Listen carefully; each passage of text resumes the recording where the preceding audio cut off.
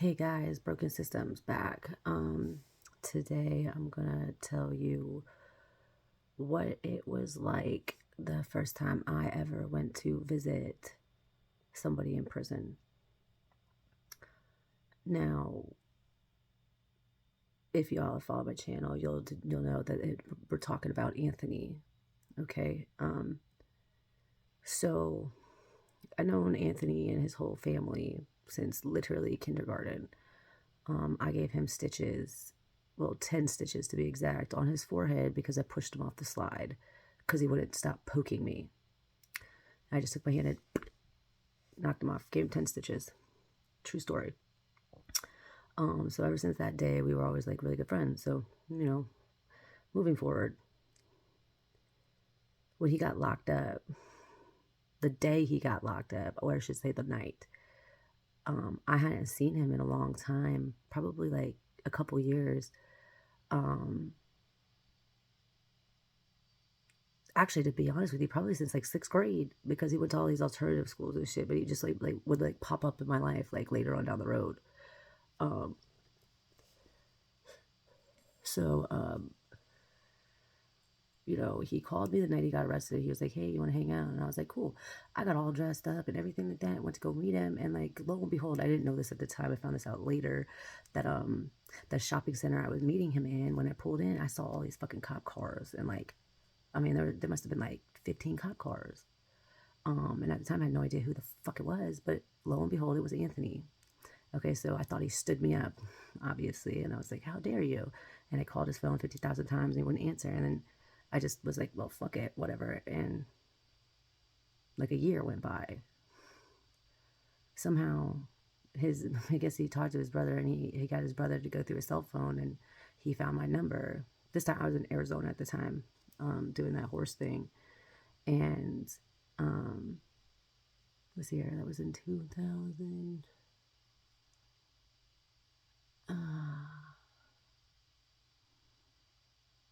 2000.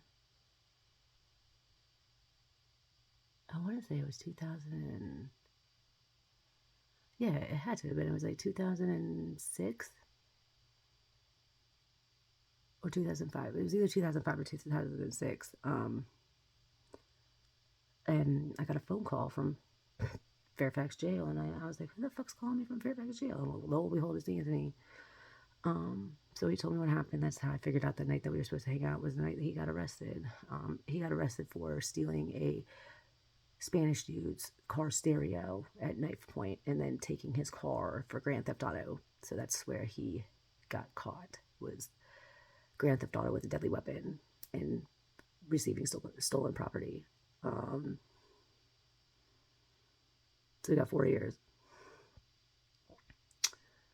So we talking, we're talking, and like we're getting back into like, hey, like, I really love this kid. I loved his family. And my brother dated his sister for like 6 months, but like we knew him since, elementary school. And like, bless his dad's heart, his dad, has passed away now. And like, that man will never know how much he helped me, and how grateful I was that he would take me to see him every weekend if I couldn't go or my parents couldn't drive me. So anyway, end of the backstory. So he gets transferred to Indian Creek. Now, mind you, I'm like, not never been to like a penitentiary ever. Okay, I didn't even know what levels were. Like, I didn't know what level 5 was. I just knew that like, if well, I knew if you were like a level 5, it was serious. He was definitely let's see here, Indian Creek's level 2. Yeah, so it's like a drug dorm. Anyway, shocking story. They have a really good drug program, to be honest with you. Actually, I mean, at least they had it. It was really good when he was there. Like really good. Um, so the first time I go and see him, his dad comes and picks me up, and we drive. What was like 2 hours away, something like two and a half, 3 hours away from where we lived in Northern Virginia, like by the Chesapeake, and like I remember being so fucking nervous and being like, "Oh my god!" Like I talked to his dad. Like I don't even think I really talked to his dad that much because I was like, "Like this is the first time I've seen you in forever. Like what are you doing?" hey, by the way, I've never been to prison. Well, he had obviously been there to see Anthony. Um, and so I will never forget. And I can remember like it was like yesterday. We pull up to Indian Creek. Now, if you look on Google and you type in Indian Creek Correctional Facility, you'll see the outline, like the outlayer of the prison, like what it looks like. Okay, pretty self-explanatory. When you drive in, um, except for where Joey's at, they didn't have this, but you drive through these gates, okay, and they've got people, or at the time they had people underneath, like kind of like you would see at Jiffy Lube if you went to get an oil change, like then that little like compartment underneath, like looking underneath the car and stuff. Um, which is weird because like their security inside was so lax because like I said, I used to smuggle cigarettes into Anthony all the time. Um, so when we get there and like I don't know what to expect. Funny, this is how I learned that you had to have outfits in your car because the first time I ever went to see this fool, I think I was wearing, maybe it was a t-shirt, but maybe it was see-through. I don't know, but it was whatever. They had an issue with it, and like they made me go to Target to get a new shirt. But like you know how if you go to a visitation, like they tell you to be an hour early so you can get through security and stuff.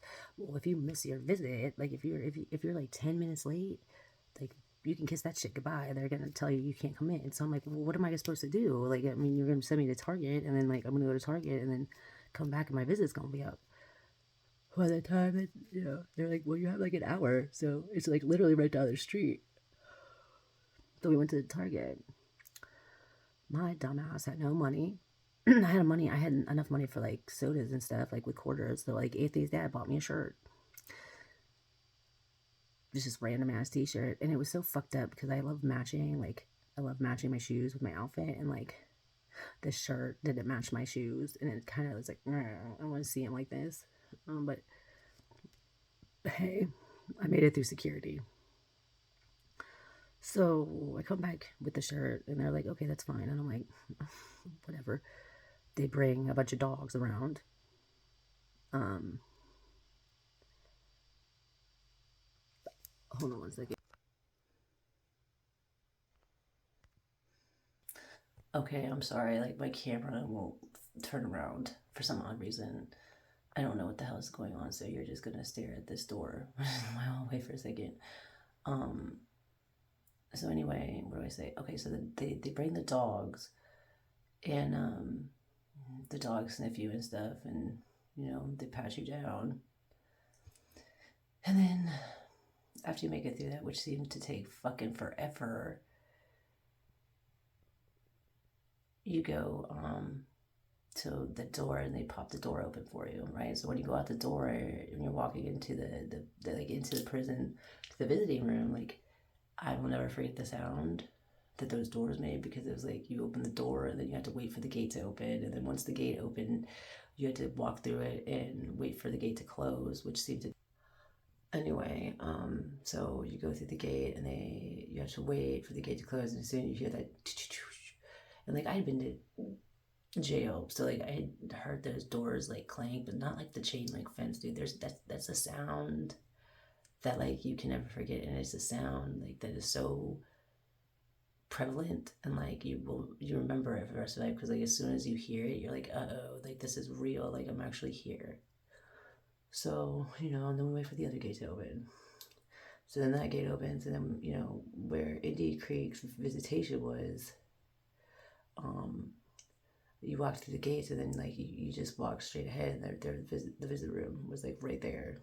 Um, Now I'm really pissed that my screen won't turn around. Like this is ridiculous. But anyway, sorry. You can see Kitty Boo over there. Anyway, so we go through.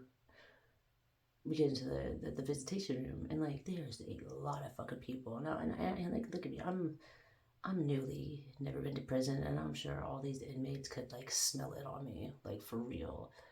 Um, now I told you Anthony was like 6'6", 6'5", so he was a tall dude, and I'm 5'5". Okay, so like there's that, and like his dad's is like short like me, but so we sit down at this table, and there's like, when I say there was like 100 people, there were, give or take, like probably more than that. It was packed. Anyway, they explained the rules. It's like, when he came out, that like he had to stand up for count, and that you could only give him a kiss and a hug in the beginning, and then like at the end, which is still true today. At any time you go and visit anybody, I found that out. Um, okay, I don't even know how I got this to turn back around, but here it goes. So we're in the visiting room, and I'm like looking around at all these inmates. I'm like, I'm sure that they were doing the same thing I was doing. I was sizing everybody up because I was like, shell shocked. And the fact that like I was in a penitentiary really shocked me for a minute there. And so he came out. It's crazy because like I remember it, and like I hadn't seen him in like well over like 6 years. So when he came out, 6'5", I was like, damn, dude, I forgot how fucking tall you were.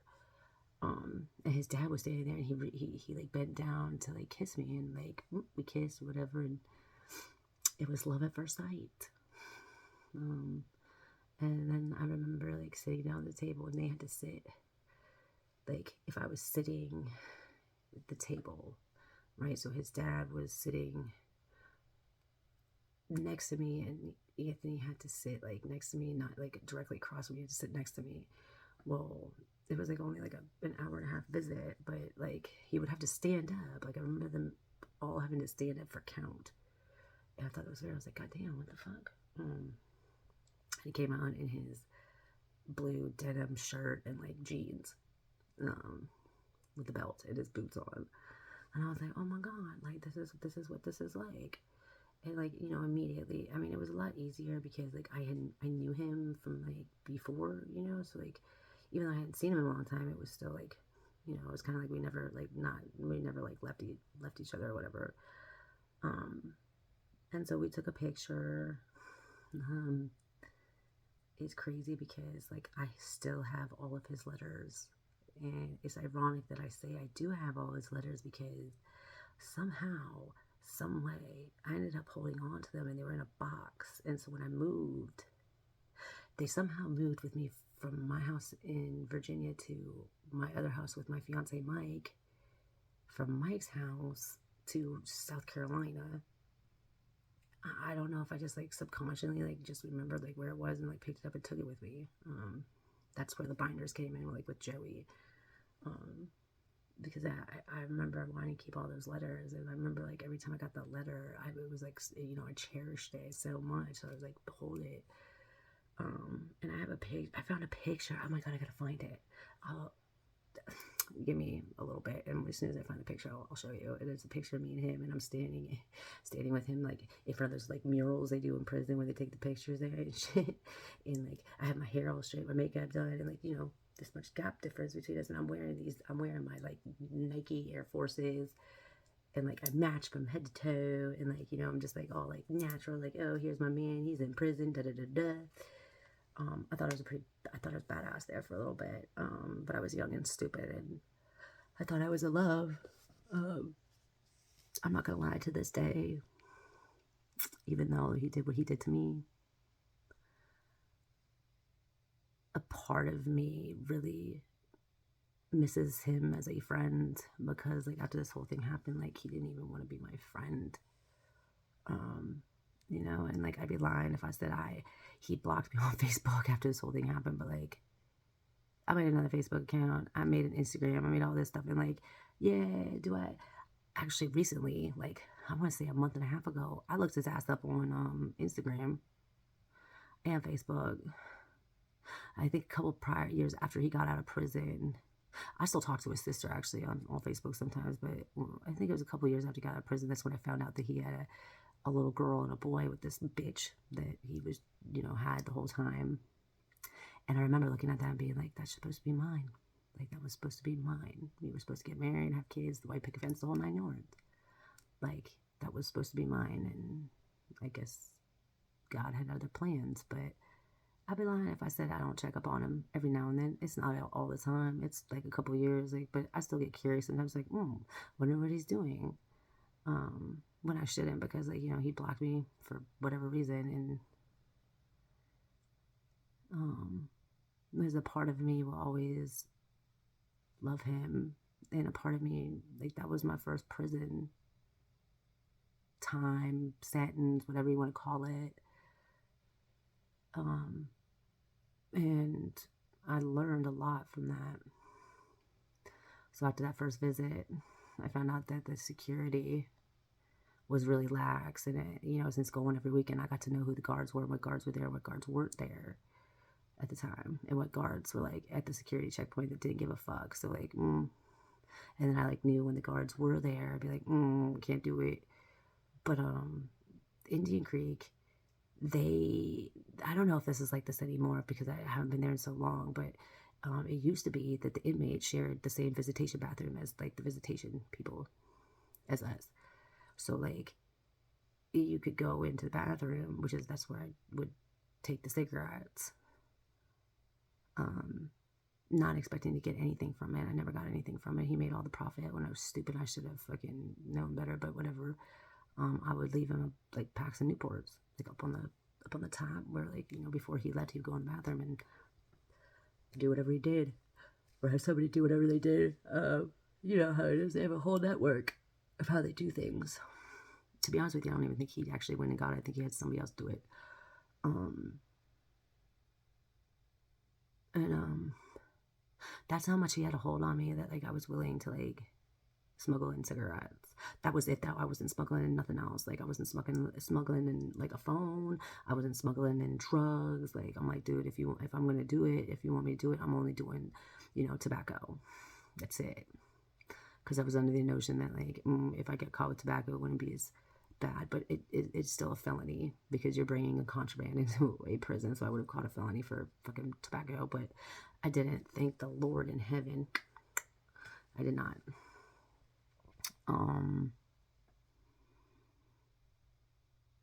But yeah, and then when I left, I remember leaving, I remember giving him a kiss, and I remember walking out those doors and going back through the gates again and hearing that sound. Y'all know what sound I'm talking about. Like, it's such a persistent sound. Like, you're just like, oh my God, I'm here. And it's honestly like the first time you hear a jail door shut behind you when you go to jail for the first time. You're like, damn, man, I'm like really here. And I remember his dad looking at me and going, so like, what do you think, Lauren? And I was like, I cried when I left too. And I was like, I hope we get the picture. We didn't really say much on the way home. But I remember his dad dropped me off at my house. I remember getting out the car and I've been like, hey, thank you. I appreciate that, and I'm sorry. Like, I'm gonna go inside get some money so I can give you money for this shirt you had to buy me. I really appreciate that. He goes, no, it's cool. Just it is what it is. And he was like, next weekend, and I was like, yeah. And I remember. Okay, so end of story. Clear, like cheesy cliche. I don't know if any of you have watched that movie Sweet Home Alabama with Reese Witherspoon and what's his name? Well, Reese Witherspoon's like my favorite actress, and like I love that movie. And there's a scene that's the way I wanted my life to go. Well, that was me and Anthony's movie, and every time he would call me on the phone, he would always say, "What you want to be married to me for, anyhow?" And I would say, "So I could kiss you anytime I wanna," which is like that line out of the movie. Sweet Home Alabama, still to this day one of my favorite movies. But I gotta tell you, every time I watch it, all I do is think about him. I used to like really despise him because of what he did to me, and like, I'm like, he has a family and like kids, and like sometimes I wonder like why it wasn't with me, and like I've always wanted to like ask him that, but I've never gotten the chance to because he's blocked me and he doesn't want to talk to me. But like I always wanted to know, like, why did you do what you did to me? Like, we could have just been friends, man. I still would have sent you money, but like, I mean, why did you do it? But today, and he's got well, I don't even think he's with his baby mom anymore, but he's got kids, and like he seems like he's a good dad, and you know, I hope he does the best. He hasn't been back to prison yet, so that's good. But yeah, 20 minutes and 9-second video. I hope y'all like it. And on a side note, today is November 3rd, and this is my brother's birthday. And it'll be 3 years in December that he passed away. So, I miss him. So, today's gonna be a little rough.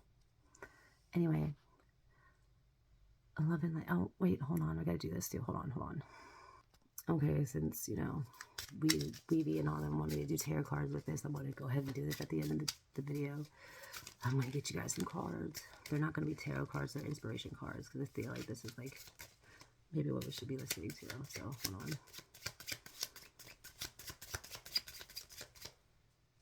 on.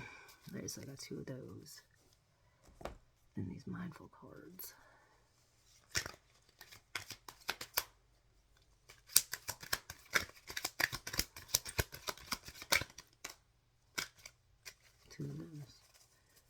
All right, so let's go with the kitty cat. These are cats against anxiety.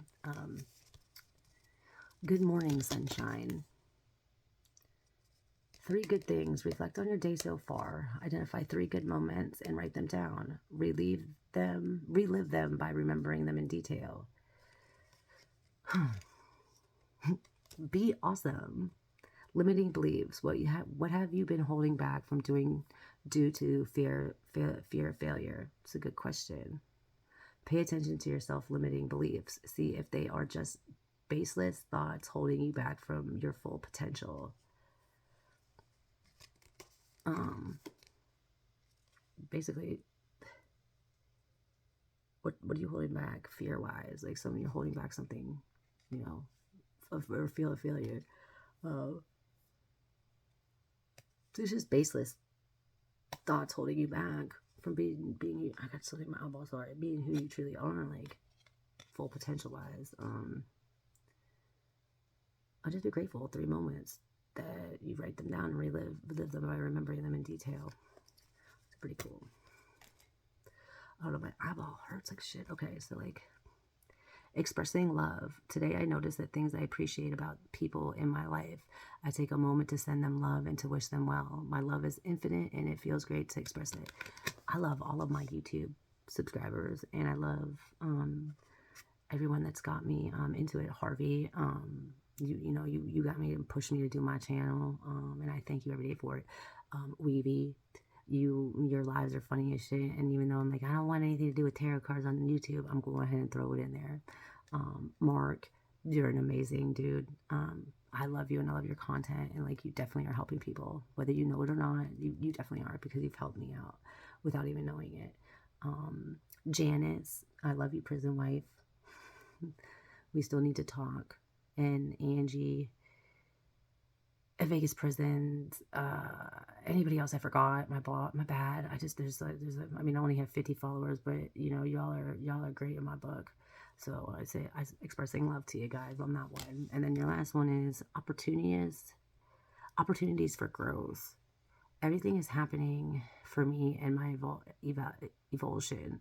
I am not a victim of the things that have happened. I take ownership in my life and make the best of the challenges challenges along my journey. I see how difficult moments help me to become the best version and I am thankful for that. Always growing. Anyway, love and light. Just one more thing. I ask you guys to just like say a prayer for me today, because it's gonna be a really hard day. I miss my brother a lot. Anyway, hope you guys like it.